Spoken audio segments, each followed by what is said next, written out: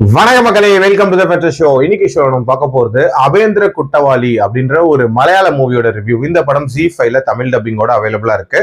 ஆசிஃப் அலி தான் இந்த படத்துல லீட் கேரக்டர் பிளே பண்ணிருக்காரு. இந்த படம் ஒரு வித்தியாசமான கான்செப்டை மையமா வச்சு அமைக்கப்பட்ட கதை. பொதுவா பாத்தீங்கன்னா உமன் ரைட்ஸ் அப்படின்ற மாதிரியான தீம்ல ஏகப்பட்ட படங்கள் வந்திருக்கு அப்படின்னே சொல்லலாம். ஆனா இந்த படம் மென் ரைட்ஸை பேசக்கூடிய ஒரு படம் அப்படின்னே சொல்லலாம். ஆக்சுவலா இந்த படத்தோட ஸ்டார்டிங்லேயே ஆசிஃப் அலியை காட்டுறாங்க. இவருக்கு நயனா அப்படின்ற ஒரு பொண்ணோட கல்யாணம் நடக்குது.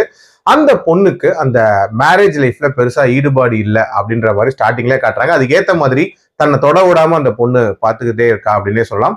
அந்த பொண்ணு வரும்போது 100 பவுன் நகையும் போட்டுட்டு வரா. திடீர்னு ஒரு நாள் ஒரு பிரச்சனை இல்லை, அந்த பொண்ணு கோச்சிட்டு அப்பா வீட்டுக்கு போயிடுறா. அதுக்கப்புறம் ஆசிஃப் அலி மேல ஏகப்பட்ட வழக்குகள் அப்படின்றது போடுறா. அதாவது வரதட்சணை கொடுமை, டொமஸ்டிக் வயலன்ஸ், இந்த மாதிரி நிறைய வழக்குகள் போடுறா. ஸோ இந்த வழக்குகள்ல இருந்தெல்லாம் தன்னோட இன்னசென்ஸை ப்ரூவ் பண்ணி எப்படி ஆசிஃப் அலி வெளியே வராரு, எதுக்காக இந்த பொண்ணு இந்த வழக்குகள் போடுறா, டுவர்ட்ஸ் எண்ட் என்ன ஆகுதுன்ற மாதிரி நிறைய விஷயங்களை சொல்லக்கூடிய ஒரு படம் தான் இந்த படம். பொதுவாகவே நம்ம நாட்டில் பெண்களுக்கு ஃபேவரபிளான சட்டங்கள் அப்படின்றது கண்டிப்பா நிறைய இருக்கதான் செய்யுது. அதை மிஸ்யூஸ் பண்ற ஒரு சிலர் இருக்கதான் செய்யறாங்க. அந்த மாதிரியான ஒரு சிலரை மையமா வச்சுதான் இந்த கதையை அமைச்சிருக்காங்க.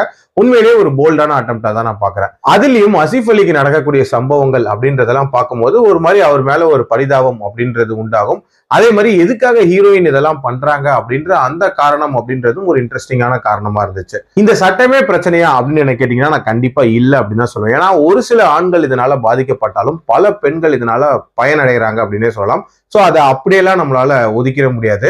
சொல்ல போனா இந்த படத்துல முழுக்க முழுக்க பெண்களை ஒரு மாதிரி நெகட்டிவாவே காட்டியிருக்காங்க அப்படின்னு சொல்லலாம். ஏன்னா இதுல வரக்கூடிய சப்ளாட்ஸ்ல வரக்கூடிய அந்த ஃபீமேல் கேரக்டர்ஸ் எடுத்து பாத்தீங்கன்னாலும் எல்லாருமே ஏதோ ஒரு பிரச்சனை பண்றவங்களா இருக்காங்க. அண்ட் ஆண்கள் பாதிக்கப்பட்டவங்க அப்படின்ற மாதிரி தான் காட்டியிருப்பாங்க. அது கொஞ்சம் ஒரு மாதிரி யூனிடைமென்ஷனலா இருந்துச்சு அப்படின்னே சொல்லலாம். அதே மாதிரி ஆசிஃப் அலிக்கு டுவர்ட்ஸ் எண்ட் ஒரு பேர் அப்படின்ற மாதிரியான ஒரு விஷயத்த கொண்டு வர முயற்சி பண்ணிருப்பாங்க. அதுவுமே கொஞ்சம் ஆர்டிபிஷியலா இன்சர்ட் பண்ண மாதிரி இருந்துச்சு. பட் ஓவரால் ஒரு கம்ப்ளீட் மூவியா பார்க்கும்போது ஒரு சிம்பிளான கோர்ட் ரூம் டிராமா கண்டிப்பா ட்ரை பண்ணி பார்க்கலாம். என்னோட ரேட்டிங் இந்த படத்துக்கு 3/5. அடல் கண்டென்ட்லாம் இல்ல, கிளீன் வாட்ச். மீண்டும் அடுத்த விமர்சனத்தில் சந்திக்கிறேன். நன்றி, வணக்கம்.